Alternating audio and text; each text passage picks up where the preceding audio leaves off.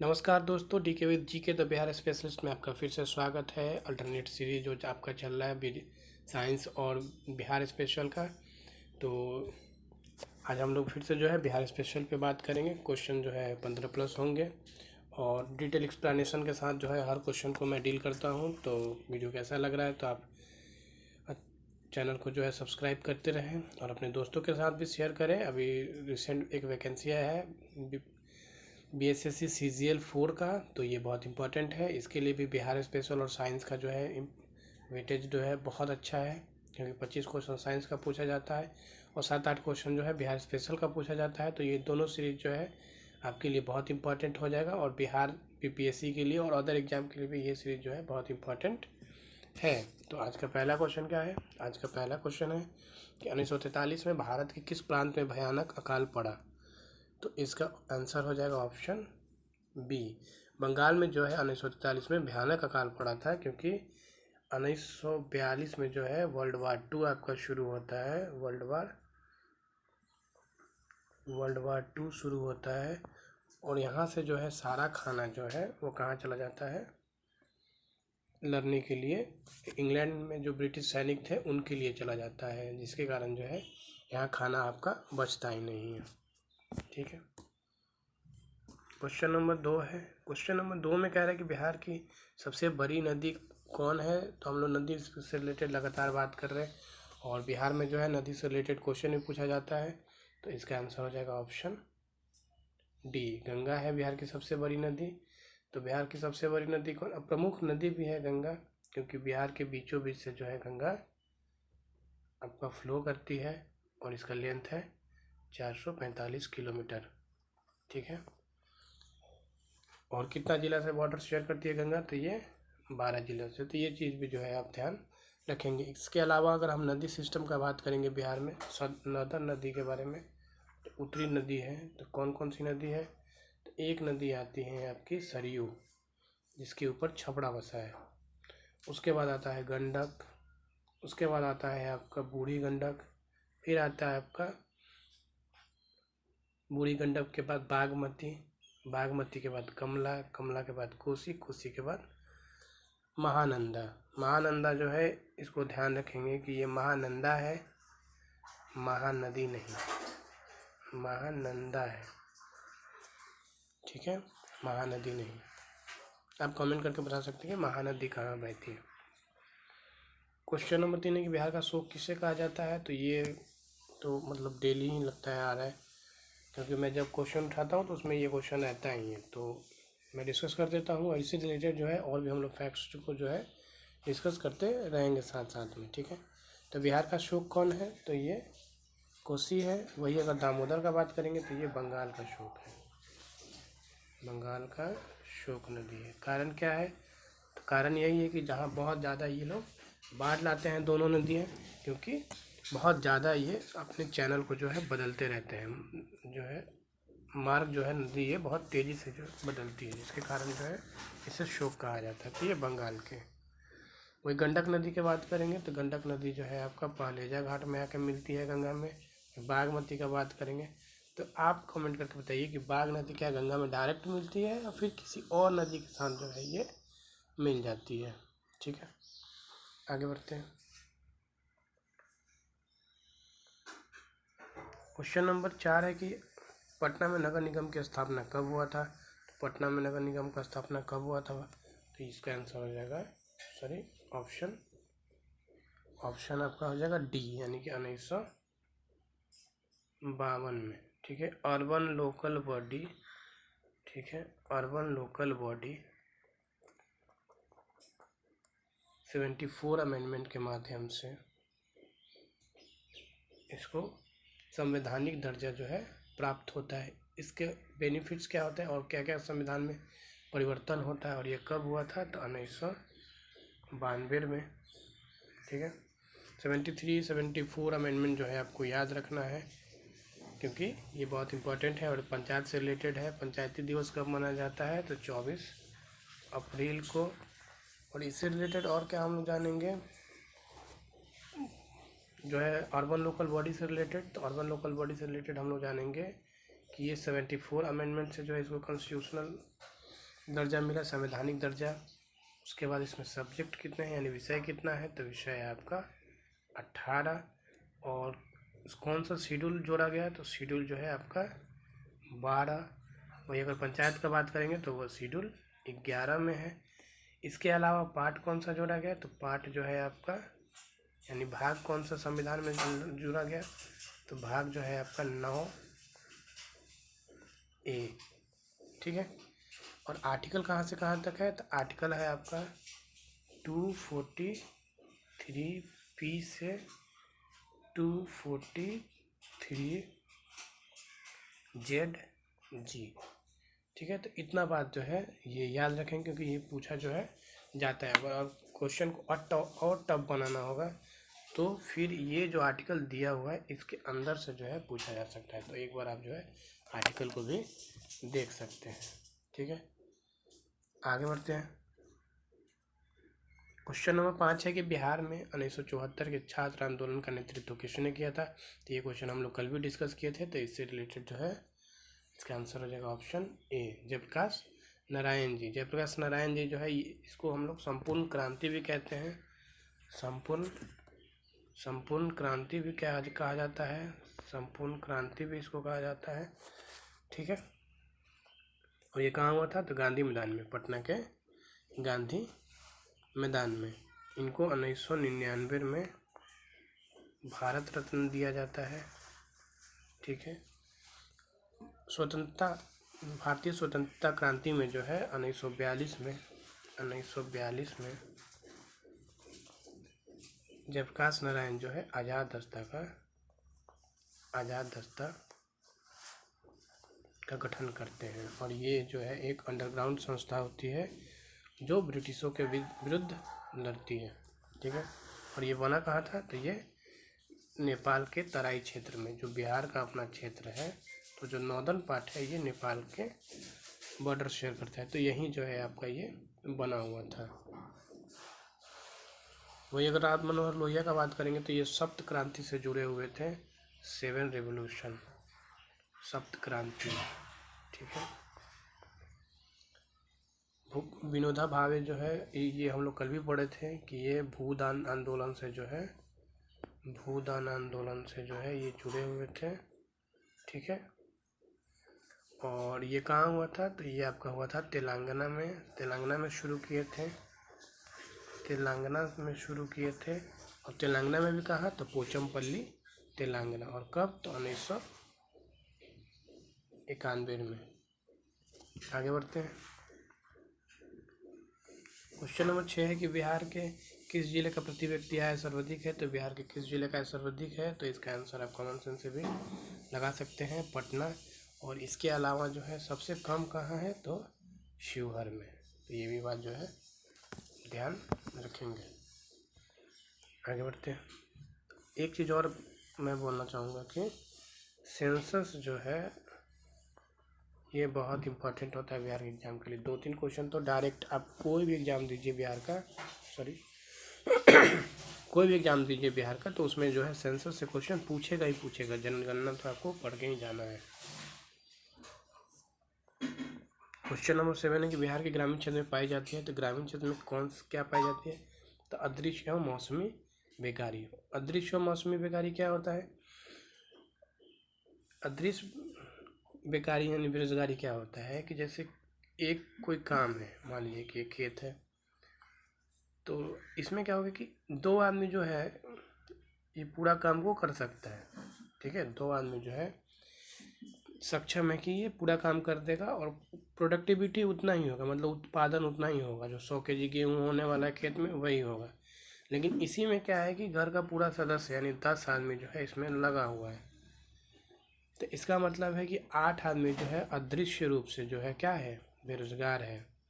इसको इंग्लिश में जो डिस्गाइज अनएम्प्लॉयमेंट कहते हैं, यानी उसका कोई प्रोडक्टिविटी नहीं है। वो आदमी अगर 8 आदमी नहीं भी लगता है तो आपका गेहूँ उतना ही होने वाला है। और मौसमी बेकारी क्या है, तो मौसमी बेकारी का मतलब जब खेती का समय आता है तो काम मिलता है, और खेती का समय ख़त्म हो जाता है तो काम नहीं मिलता है। तो ये ज़्यादा आपको गांव में देखने के लिए मिलता है, क्योंकि गांव में कोई इंडस्ट्री नहीं होता है। इससे रिलेटेड और हम लोग क्या देख सकते हैं, तो कृषि का, तो बिहार जो है, अगर बिहार का प्रमुख आय का स्रोत और मुख्य पेशा जो है कृषि है, क्योंकि यहाँ आपका जो है खेती का ज़मीन बहुत ज़्यादा है, 90-95% से ऊपर जो है आपका खेती का ज़मीन जो है। अगर बिहार के जीडीपी में बात करेंगे कि कृषि और प्राइमरी सेक्टर का, प्राथमिक क्षेत्र का क्या योगदान है, तो ये आपका 20% है। ये रिसेंट डेटा है। और 2/3 लोग जो है कृषि पे जो है इसमें शामिल है और इस पे डिपेंडेंट है। हाल ही में सरकार ने जो है रोड मैप, कृषि रोड मैप 4 को जो है लागू किया है, और ये आपका 2023 से लेके 2028 तक इसको लागू करने के लिए हमारी जो माननीय राष्ट्रपति जी हैं, श्रीमती द्रौपदी मुर्मू जी, वो आई थी। ठीक है, ये बात भी ध्यान आप रखेंगे। क्वेश्चन नंबर 8 है कि बिहार में सर्वाधिक महत्वपूर्ण सिंचाई साधन है। तो बिहार में सर्वाधिक महत्वपूर्ण सिंचाई साधन क्या है, तो कुआं एवं नलकूप। उसके बाद बिहार में जो एक और इम्पोर्टेंट है कि नाहर और पाइन, ये भी जो है बिहार में सिंचाई का एक महत्वपूर्ण साधन है, लेकिन सबसे ज़्यादा जो है कुआं और नलकूप से जो है बिहार में सिंचाई किया जाता है। क्वेश्चन नंबर 8 है कि गैर सरकारी संगठन के रूप में बिहार में कौन सा डेयरी प्रोजेक्ट कार्य कर रहा है। तो गैर सरकारी संगठन के रूप में अगर हम बात करेंगे तो इसमें कोई ऑप्शन नहीं हो जाएगा। अगर बात करेंगे तो वो है आपका सुधा डेयरी। ठीक है, सुधा डेयरी जो है बिहार में एक आपका जो है कोऑपरेटिव सोसाइटी है, और ये जो है डेयरी प्रोडक्ट के क्षेत्र में जो है कार्य कर रहा है, और बहुत अच्छा कार्य भी कर रहा है और सफल भी रहा है, क्योंकि आपको हर जगह जो है सुधा का दूध, मिठाई, पेड़ा, सब सारा चीज़ जो है आपको मिल जाएगा। और इसका फ़ायदा क्या होता है, इसका फ़ायदा होता है कि दूध का सही रेट जो है किसानों को मिल जाता है। दूध से रिलेटेड अगर हम बात करेंगे तो अमूल जो है, तो यहीं से जो है ऑपरेशन फ्लड जो है आपका शुरू हुआ था। श्वेत क्रांति जो है या वाइट रिवोल्यूशन जो है, इसको ये भी कहा जाता है। ये कब हुआ था, तो 1970 में शुरू हुआ था। और इसके शुरू करने वाले कौन थे, प्रणेता कौन थे, तो डॉक्टर वर्गीज कुरियन। डॉक्टर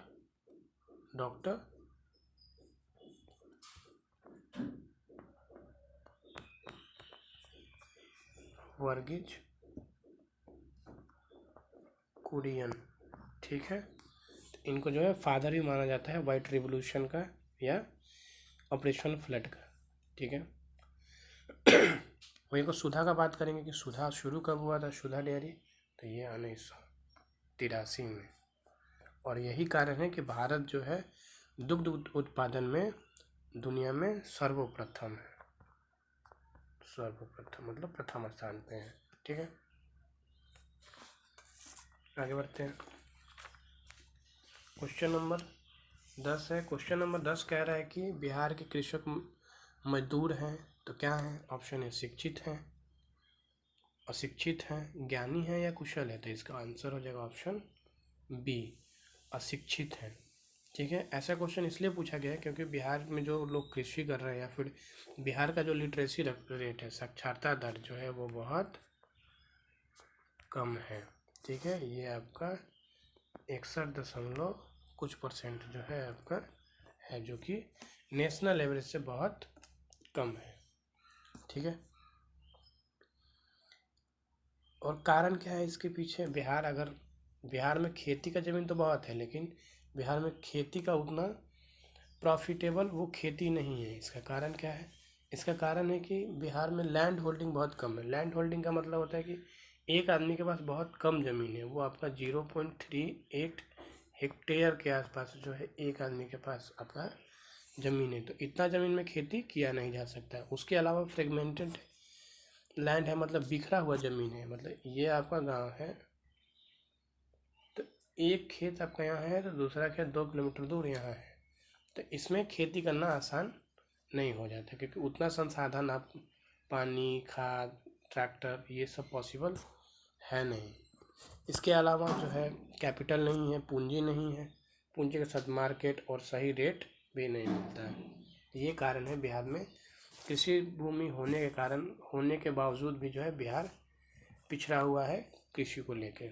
वही पंजाब, हरियाणा, उत्तर प्रदेश जो है, मध्य प्रदेश, ये कृषि में जो है सबसे आगे हैं। जो प्रथम हरित क्रांति हुआ था तो उसमें आपका पंजाब, पश्चिमी उत्तर प्रदेश, ये लोग जो हैं बहुत आगे थे। वही बिहार जो है इनमें पीछे था। Question number 11। क्वेश्चन 11 में कह रहा है कि निम्न में से कौन सा जिला गन्ना उत्पादन में अग्रणी है। अग्रणी का मतलब सबसे पहले है, तो ये हो जाएगा ऑप्शन ए। और ये कौन है? पश्चिमी चंपारण। और ये क्षेत्र जो है गन्ना का सबसे ज़्यादा उत्पादन करता है। ठीक है, ये वाला जो क्षेत्र है यहाँ चाय पत्ती की खेती की जाती है किशनगंज में सबसे ज़्यादा। वही अगर पूर्णिया का बात करेंगे तो यहाँ सबसे ज़्यादा जो है आपका जूट का जो है खेती किया जाता है, पटसन जो है उगाया जाता है बिहार में। ये क्वेश्चन भी पूछा गया है और फिर भी पूछा जाएगा। चीनी से रिलेटेड अगर हम लोग बात करेंगे तो अभी बिहार में जो है, बिहार के रिसेंट जो आपका सर्वे आया था उसके हिसाब से 9 चीनी मिल जो है अभी कार्य कर रहा है। वही अगर हम बात करेंगे कि बिहार में प्रथम चीनी कहाँ मिल खुला था तो मढ़ौरा में। और ये कब? 1904 ईस्वी में। और ये केवल बिहार का ही नहीं, ये आपका भारत का भी जो है प्रथम चीनी मिल था।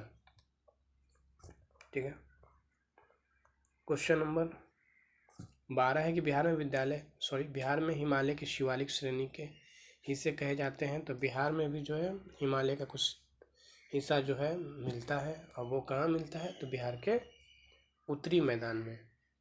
उत्तरी मैदान जो है ये हिमालय का फुट है। और ये लगभग 8 किलोमीटर चौड़ा क्षेत्र, एक पट्टी जो है वो बिहार से बॉर्डर शेयर होता है। वही अगर हम बात करेंगे कि सबसे सोमेश्वर की पहाड़ी जो है ये आपका कहाँ है? तो पश्चिम चंपारण में। तो पश्चिम चंपारण में है आपका सोमेश्वर की पहाड़ियाँ। वही अगर सोमेश्वर का किला जो है वो सबसे ऊंचा पॉइंट है बिहार में। और इसका लेंथ कितना है? तो इसका लेंथ है 880 मीटर। इसको आप फीट में भी जो है देख सकते हैं, 2867 फीट। तो दोनों याद करना होगा। ठीक है, वही अगर मंदार पर्वत के बारे में बात करेंगे तो मंदार पर्वत जो है आपका बांका जिला में है। और यहाँ बौंसी मेला भी लगता है। और ये मंदार हिल पे जो है आपका जैन मंदिर है एक। ठीक है, तब जाके घूम भी सकते हैं, बहुत अच्छा जगह है। क्वेश्चन नंबर 13 है, गिरमिटिया मजदूर बिहार के किस क्षेत्र से भेजे जाते थे? तो इसका आंसर हो जाएगा ऑप्शन बी, पश्चिमी क्षेत्र, जो भोजपुरी का क्षेत्र था। पश्चिमी क्षेत्र, ये वाला जो क्षेत्र था अपना।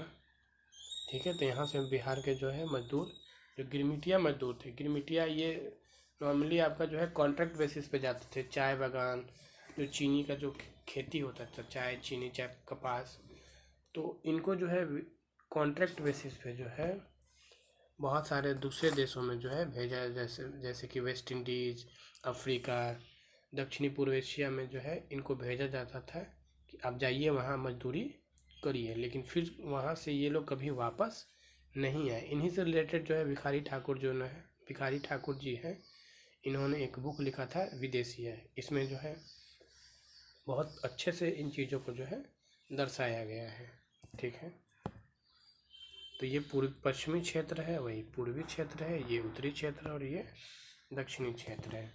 ठीक है, तो आप कमेंट करके बता सकते हैं कि बिहार के कितने ज़िले जो हैं वो बंगाल से शेयर करते हैं और कौन कौन से ज़िले जो हैं वो बंगाल से शेयर करते हैं। ठीक है, क्वेश्चन 8 है कि शाही लीची बिहार में कहाँ होता है? तो शाही लीची बिहार में जो है मुजफ्फरपुर में होता है। और बिहार में सबसे ज़्यादा लीची जो है मुजफ्फरपुर में ही होता है। शाही लीची को 2018 में जो है आपका जीआई टैग मिला था। जीआई टैग जो है शाही लीची को मिला है। इसके अलावा बिहार में सबसे पहले किसको जीआई टैग मिला है? तो वो सिलाव के खाजा को मिला है। सिलाव के खाजा को मिला है। ये कब मिला है? 2016 में। ये सिलाव का खाजा मिलता कहाँ है? तो ये नालंदा जिला में मिलता है। और ये आपका जीआई टैग कितने दिन के लिए मिलता है, तो 10 सालों के लिए ये आपका जीआई टैग मिलता है। इससे क्या होता है, तो इससे इसका फ़ायदा ये होता है कि कानूनी संरक्षण प्राप्त हो जाता है। जो भी जिस आइटम को, जिस भी वस्तु को जीआई टैग मिलता है उसको कानूनी संरक्षण प्राप्त हो जाता है, यानी कि वो मूल रूप से उसी जगह से जो है बनता है या प्रोड्यूस होता है। ठीक है, तो इस बात का जो है ध्यान रखेंगे। इसका फ़ायदा क्या होता है, इसका फ़ायदा होता है कि किसान को जो है उचित मूल्य मिलना शुरू हो जाता है। उसके साथ साथ जो है इसका ब्रांडिंग और मार्केटिंग भी होता है। रिसेंटली जो है मिथिला पेंटिंग को भी जीआई टैग मिला हुआ है। क्वेश्चन नंबर 15 कि बिहार में ठुमरी गायन के लिए प्रसिद्ध पहले से ही रहा है, तो ठुमरी गायन के लिए बिहार में कौन सा जिला प्रसिद्ध रहा है, तो ये आपका गया रहा है। आगे बढ़ते हैं। क्वेश्चन नंबर 16 है कि ध्रुपद गायन में कौन जगह प्रसिद्ध है, तो ध्रुपद गायन में जो है आपका दरभंगा जो है प्रसिद्ध है। ठीक है, वही हम उसके साथ साथ दरभंगा के साथ साथ आपका बेतिया भी जो है ध्रुपद गायन के लिए प्रसिद्ध है। क्वेश्चन नंबर 17 कह रहे हैं कि उस्ताद बिस्मिल्लाह खान का जन्म कहाँ हुआ था, तो कहाँ हुआ था इनका जन्म, तो इनका जन्म जो है बिहार में हुआ था। और बिहार में भी कहाँ, तो बक्सर में, बक्सर के डुमरांव में। और ये क्वेश्चन जो है पूछा जाता है, किसी भी एग्जाम में जो है पूछा जाता है।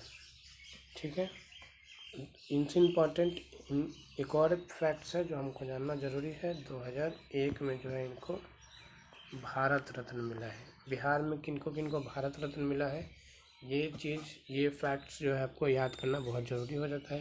ये कभी पूछा जा सकता है कि निम्नलिखित में से किनको जो है भारत रत्न नहीं मिला है, या फिर सबसे पहले किनको भारत रत्न जो है बिहार में मिला था। तो सबसे पहले भारत रत्न बिहार में जो है आपको राजेंद्र प्रसाद जी को जो मिला था। और ये कहाँ से हैं, तो जीरादेई से हैं। और जीरादेई कहाँ है, तो सीवान में है। क्वेश्चन है 18 की स्वर्गीय भिखारी ठाकुर का नाम किस विद्या में प्रसिद्ध है, तो ये लोक संगीत, और लोक संगीत में भी क्या, तो वो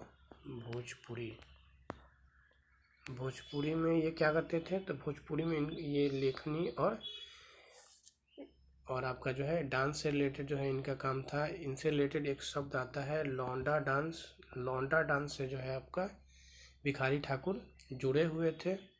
ठीक है, इन्हीं ने, भिखारी ठाकुर ने ही जो है विदेशिया पुस्तक जो है, विदेशिया लिखा हुआ था पुस्तक। और इनसे रिलेटेड फैक्ट्स, और जो हम लोग पहले भी बात की थी गिरमिटिया, तो जब भी आप बिहार म्यूजियम जाएंगे तो पूरा मैप के साथ जो है, फिगर के साथ जो है वो आपको दर्शाया गया है। तो अगर बिहार में म्यूजियम में भी आप कभी जाते हैं तो ज़रूर देखें उसको। वो सारा बिहार का इतिहास जो है एंशियंट से लेकर मॉडर्न हिस्ट्री तक A to Z जो है वो सारा चीज़ उसमें दर्शाया गया है। बहुत अच्छे तरीके से जो है बिहार म्यूजियम को बनाया गया है। तो ज़रूर आए पटना तो बिहार म्यूजियम घूमिए। हाल ही में जो है ये जो है लौंडा डांस से रिलेटेड रामचंद्र माझी का निधन भी हो गया है। और रामचंद्र माझी को जो है आपका 2021 में पद्मश्री पुरस्कार भी जो है दिया गया है। तो ये आज का हमारा लास्ट क्वेश्चन है। वीडियो कैसा लग रहा है, तो अगर वीडियो अच्छा लग रहा है तो चैनल को सब्सक्राइब करें, अपने दोस्तों के साथ भी शेयर करें। और बिहार के सभी एग्जाम के लिए बिहार स्पेशल मोस्ट इम्पॉर्टेंट है। अगर आप बिहार के निवासी हैं तो भी बिहार का जो है ये से रिलेटेड इम्पॉर्टेंट फैक्ट्स को जो है जान सकते हैं, क्योंकि बिना बिहार स्पेशल जाने बिहार का कोई भी एग्ज़ाम निकालना पॉसिबल नहीं है। तब तक के लिए धन्यवाद, जय हिंद।